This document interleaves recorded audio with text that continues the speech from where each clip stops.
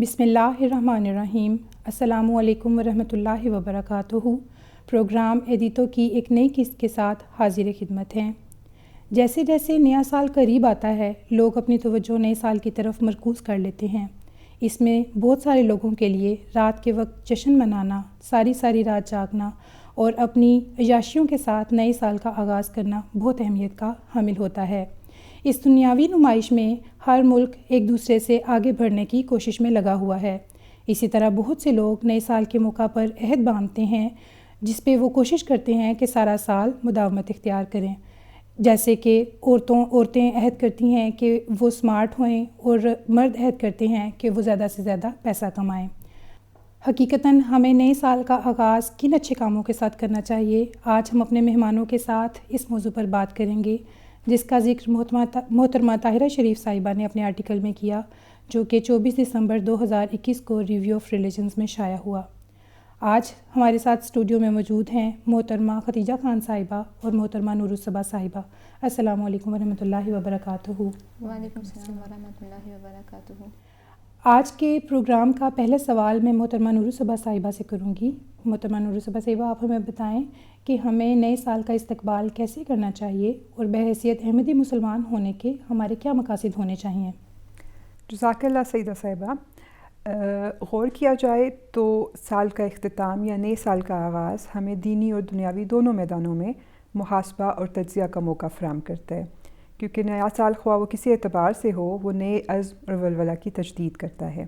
جس میں ایک گزشتہ مدت کی کارگزاری کا جائزہ لیا جاتا ہے اور ایک آنے والی مدت کے لیے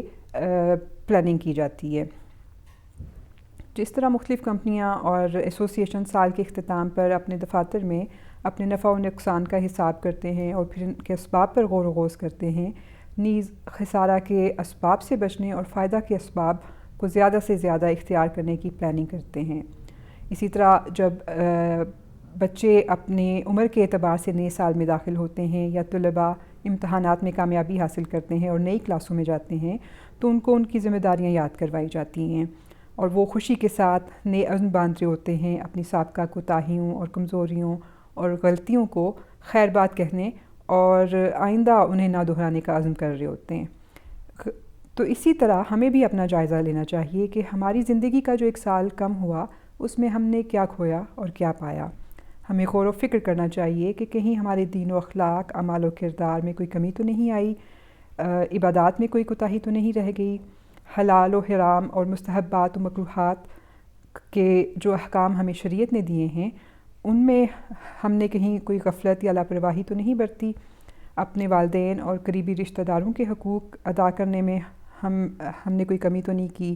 اپنے بچوں، اپنی زوجین کے جو فرائض و حقوق ہیں وہ سب ہم برابر سے ادا کر پائے یا نہیں،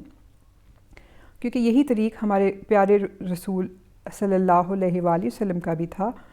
اور وہ انہوں نے ہمارے لیے بطور نمونہ چھوڑا، اور آپ تو ہر شب بستر پر جانے سے پہلے اپنا محاسبہ فرمایا کرتے تھے، اور اپنے صحابہ کو بھی محاسبہ کی تلقین فرمائی، جیسا کہ فرمایا اور تم خود اپنا محاسبہ کرو قبل اس کے کہ تمہارا حساب کیا جائے۔ لہٰذا ہمارا مقصد، ہمارا نصب العین یہ ہونا چاہیے کہ ہم اپنا جائزہ لیں کہ ہمارا آج ہمارے گزرے ہوئے کل سے بہتر ہو۔ اللہ کے نبی صلی اللہ علیہ وآلہ وسلم نے فرمایا، تباہ ہوا وہ شخص جس کا آج اس کے گزرے کل سے بہتر نہیں۔ اور پھر آج کے دور میں جب ہم حضرت امیر المومنین خلیفۃ المسیح الخامس اید اللہ تعالیٰ بنصر العزیز کی جانب دیکھتے ہیں، تو ہمیں حضور پرنور کا خطبہ جمعہ بیان فرمودہ 30 دسمبر 2016 نظر آتا ہے، جس میں وہ اس بارہ میں ہدایات ہمارے لیے مشعل راہ ہیں۔ اس خطبہ میں حضور نے ایک احمدی کو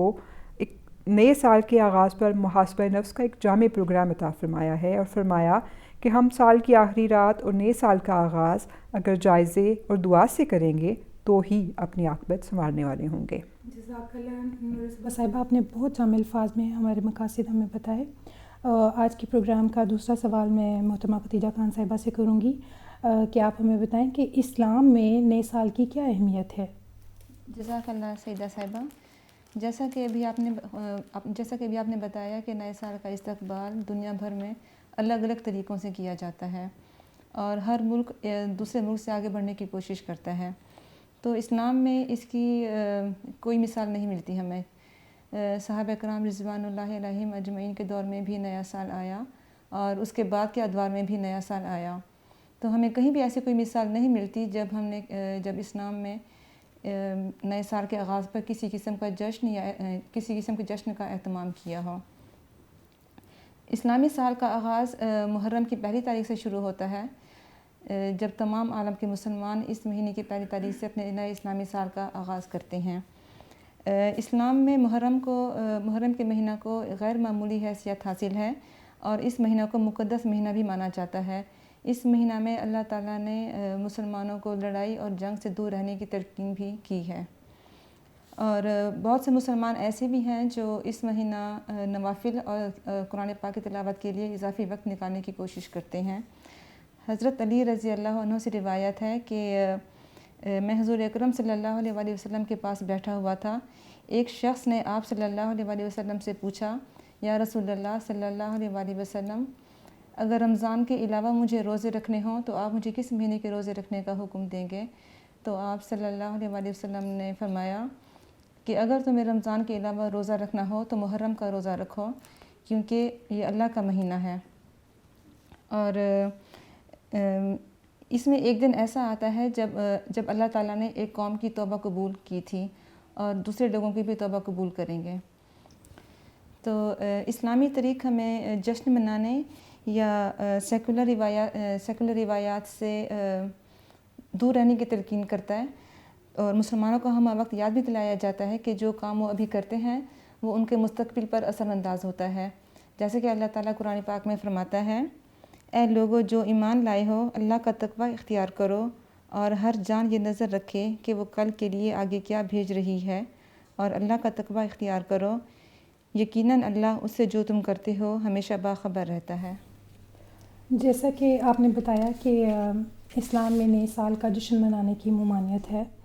تو آپ ہمیں بتائیں کہ اسلام میں نئے سال کی مبارکباد دینا کیسا عمل ہے؟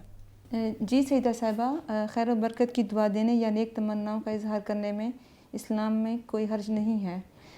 جب اس کا مقصد محبت اور الفت کی فضا قائم کرنا ہو اور ایک دوسرے کے ساتھ خوش دلی کے ساتھ پیش آنا ہو تو اس میں کوئی حرج نہیں ہے، کیونکہ اگر نئے سال کی مبارکباد دینے والا اس بات پر خوش ہوتا ہے کہ اللہ تعالیٰ نے اس کو ایک نیا سال دکھایا جس میں اس کو اپنی کوتاہیاں دور کرنے کا موقع ملا یا توبہ استغفار کرنے کا موقع ملا، تو اس میں کوئی حرج نہیں ہے کہ ہم اس خوشی کے موقع پر اللہ تعالیٰ کا شکر ادا کرتے ہوئے ایک دوسرے کو مبارکباد دیں. اس کی اسلام میں کوئی ممانعت نہیں ہے اور نہ ہی اس کا کوئی شرعی حکم ہے، یہ ایک مباح عمل ہے. حضرت مرزا مسرور احمد صاحب اید اللہ تعالیٰ بنصرہ العزیز اپنے خطبہ جمعہ میں فرماتے ہیں، اگر ہم اللہ تعالیٰ کے فضلوں، برکتوں اور رحمتوں کی خواہش اور دعا کیے بغیر یہ مبارکباد دیتے ہیں تو صرف رسماً مبارکباد دینا تو بے فائدہ ہے اور دنیا داروں کی باتیں ہیں. آپ نے ایک اور جگہ فرمایا، ہمیں یہ بھی یاد رکھنا چاہیے کہ صرف رسمی مبارکباد کہہ دینے کا تو کوئی فائدہ نہیں ہے،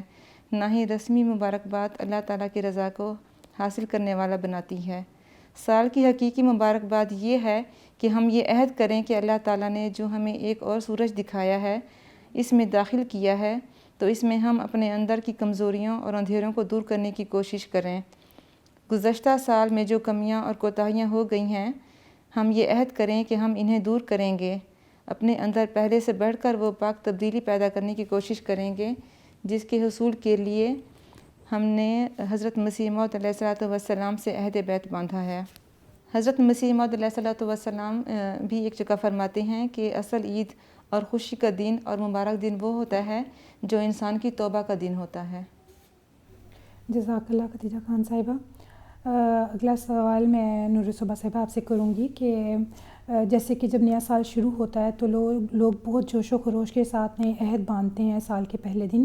لیکن پھر اس پر قائم نہیں رہتے. تو آپ ہمیں بتائیں کہ اس سلسلہ میں ہم کیا کر سکتے ہیں، کیسے ہم اپنے عہدوں کو باندھ کر اس پر مداومت اختیار کر سکتے ہیں؟ جی سیدہ صاحبہ، اس مشکل صورتحال میں قرآن کریم کی آیت جس میں حضرت لقمان کی وہ نصیحت درج ہے جو انہوں نے اپنے بیٹے کو کی تھی، وہ ہماری رہنمائی کرتی ہے کہ اے میرے پیارے بیٹے، نماز کو قائم کر اور اچھی باتوں کا حکم دے اور ناپسندیدہ باتوں سے منع کر اور اس مصیبت پر صبر کر جو تمہیں پہنچے، یقیناً یہ بہت اہم باتوں میں سے ہے۔ دیکھیں، ایک حقیقی مومن جہاں کمزوریوں اور کوتاہیوں پر نگاہ ڈالتے ہوئے آئندہ ان سے بچنے کی کوشش اور دعاؤں کے ساتھ نیکیوں کے نئے عزم مانتے ہوئے نئے سال میں داخل ہوتا ہے، تو وہیں اسے چاہیے کہ وہ عبادات میں باقاعدگی اختیار کرنے کا عہد بھی کرے اور اس کے لیے دعائیں بھی کرے، کیونکہ حقیقی مومن کی زندگی کا مقصد اللہ تعالیٰ کا تقوی اختیار کرنا اور پھر اس پر قائم رہنا ہے۔ جیسا کہ اللہ تعالیٰ نے قرآن مجید میں فرمایا، بس جیسے تجھے حکم دیا جاتا ہے اس پر مضبوطی سے قائم ہو کر عمل کرتا چلا جا۔ اور پھر حضرت عائشہ رضی اللہ تعالیٰ عنہا بیان کرتی ہیں کہ رسول اکرم صلی اللہ علیہ وآلہ وسلم کو سب سے زیادہ عمل وہ اچھا لگتا تھا جس پر کوئی مستقل مزاجی سے مسلسل قائم رہے۔ اس ضمن میں حضرت مسیح موعود علیہ السلام فرماتے ہیں کہ اے ایمان والو، اگر تم متقی ہونے پر ثابت قدم رہو اور اللہ تعالیٰ کے لیے اتقاء کی صفت میں قیام اور استحکام اختیار کرو تو خدا تعالیٰ تم میں اور تمہارے غیر میں فرق رکھ دے گا۔ وہ فرق یہ ہے کہ تم کو ایک نور دیا جائے گا جس نور کے ساتھ تم اپنی تمام راہوں میں چلو گے، یعنی وہ نور تمہارے تمام افعال اور اقوال اور قوا اور حواس میں آ جائے گا۔ تمہاری عقل میں بھی نور ہوگا اور تمہاری ایک اٹکل کی بات میں بھی نور ہوگا اور تمہاری آنکھوں میں بھی نور ہوگا اور تمہارے کانوں اور تمہاری زبانوں اور تمہارے بیانوں اور تمہاری ہر ایک حرکت اور سکون میں نور ہوگا، اور جن راہوں میں تم چلو گے وہ راہ نورانی ہو جائیں گی۔ غرض جتنی تمہاری راہیں، تمہارے قوا کی راہیں، تمہارے حواس کی راہیں ہیں، وہ سب نور سے بھر جائیں گی اور تم سراپا نور میں ہی چلو گے۔ پھر ہمارے پیارے امام حضرت خلیفۃ المسیح الخامس سید اللہ تعالیٰ بنصر العزیز نے سال 2019 کے آغاز پر احباب جماعت کو مبارکباد دیتے ہوئے اور نصیحت کرتے ہوئے فرمایا، نئے سال کے آغاز کی پہلی رات میں تہجد اور باجماعت نماز پڑھ لینا تمام سال کی نیکیوں پر حاوی نہیں ہو جاتا، بلکہ اس کوشش کو حتی المقدور مسلسل تمام سال پر جاری رکھنا اصل نیکی ہے۔ جزاک اللہ محترمہ نور صبا صاحبہ۔ آج کے پروگرام کا آخری سوال میں محترمہ خدیجہ خان صاحبہ سے کروں گی۔ ہم میں سے بہت سے لوگ ایسے ممالک میں رہ رہے ہیں جہاں پہ نئے سال کا آغاز بہت ذوق و شوق سے کیا جاتا ہے، تو ایسے میں جو احمدی مسلمان ہے وہ یہاں کے لوگوں کے لیے کیسے مثالیں قائم کر رہے ہیں؟ یہ اللہ تعالیٰ کا خاص فضل ہے کہ اس نے ہمیں احمدیت سے وابستہ کیا، جو خلیفۃ المسیح کی دعاؤں اور رہنمائی سے اس قسم کی بے شمار فضول رسموں اور بیکار روشنیوں کے توق سے نہ صرف آزاد ہیں بلکہ تعمیری سوچ اور مثبت عمل کے ساتھ رواں سال کا اختتام اور نئے سال کا آغاز کرتے ہیں۔ 20 اگست 1985 کو حضرت خلیفۃ المسیح الرابع رحمہ اللہ تعالیٰ نے اپنے خطبہ جمعہ میں نیو ایئر کی ایک رات کا تذکرہ کیا جو آپ کو بوسٹن اسٹیشن پر پیش آئی۔ جب سارا شہر بے حیائی میں مصروف تھا تو اس وقت آپ اسٹیشن پر اخبار بچھا کر نوافل ادا کرنے لگے، جس منظر نے ایک بوڑھے انگریز کو رلا دیا اور وہ گاڈ بلیس یو کی دعا دینے لگا۔ یہ قصہ ہم سب نے بہت مرتبہ سنا ہے اور سالہ سال سے جماعت میں کوشش کی جاتی ہے کہ اس عمل کو اپناتے ہوئے نوافل و تہجد اور صدقہ و خیرات کے ساتھ نئے عہد و پیمان اپنے محبوب و معبود کے ساتھ باندھتے ہوئے نئے سال کا آغاز کیا جائے۔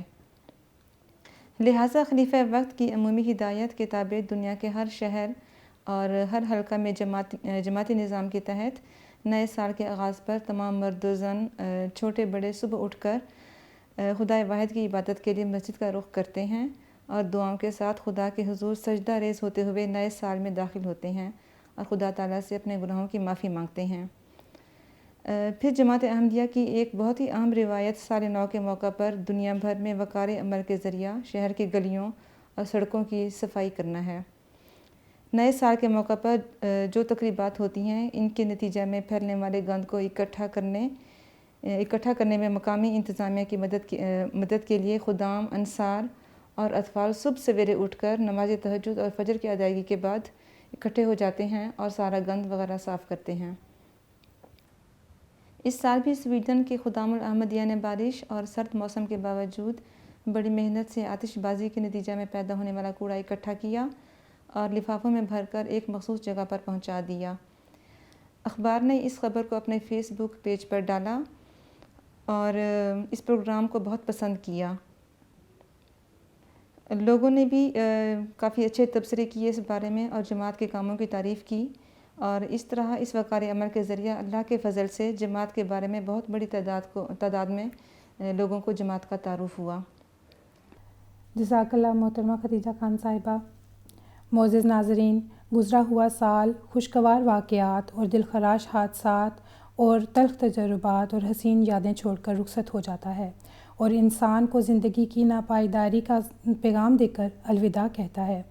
دعا ہے کہ اللہ تعالیٰ صرف نظر فرماتے ہوئے ہماری گزشتہ کوتاہیوں اور کمزوریوں کو معاف فرمائے اور آنے والے سال میں ہمیں زیادہ سے زیادہ اور مزید کوشش کے ساتھ زندگیوں کو اللہ تعالیٰ اور اس کے رسول صلی اللہ علیہ وسلم اور حضرت مسیح موعود علیہ الصلوۃ والسلام کی خواہشات کے مطابق ڈھالنے کی توفیق عطا فرمائے،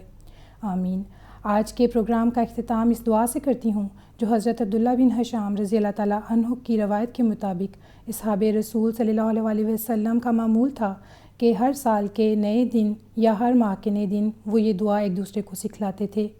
اللہم ادخلہ علینا بالامن والایمان والسلامت والاسلام ورضوان من الرحمن وجواز من الشیطان، یعنی اے اللہ اس سال کو ہمارے اوپر امن اور ایمان اور سلامتی اور اسلام کے ساتھ اور شیطان سے بچاؤ اور رحمان کی رضامندی کے ساتھ داخل فرما۔